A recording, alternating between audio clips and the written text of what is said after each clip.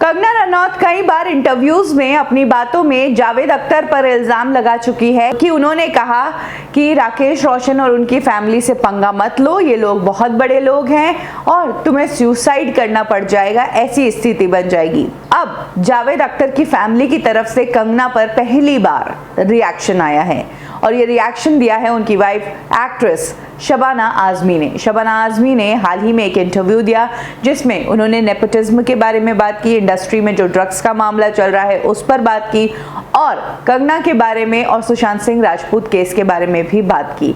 एक एक करके बताती हूँ कि शबाना आजमी ने क्या क्या कहा। कंगना अपने खुद के झूठ पर ही विश्वास करने लगी है।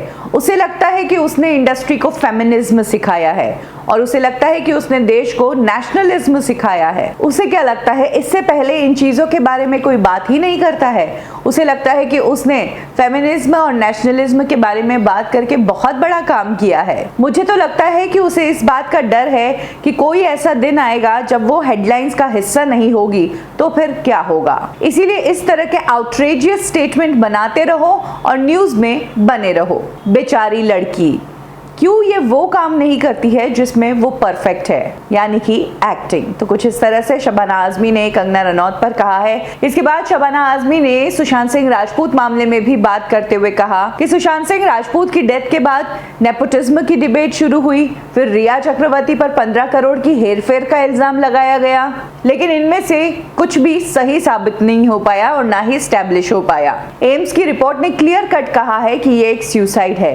यही कारण है कि जस्टिस फॉर सुशांत जो है उसने वीड और ड्रगीज के लिए रास्ते खोले, यानी कि शुरुआत से ही इस पूरे मामले की गोल पोस्ट जो है वो चेंज होती रही है। मेंटल हेल्थ पर फोकस करने की जगह सभी लोग इस पूरे मामले को सेंसेशनलाइज करते रहे, यानी कि शबाना आजमी ने भी इस मामले को मेंटल हेल्थ से जोड़ा है। शबाना आजमी वही शब्द कह रही हैं जो कि कल सोनी राजदान ने कहे थे कि मेंटल हेल्थ पर फोकस करना चाहिए।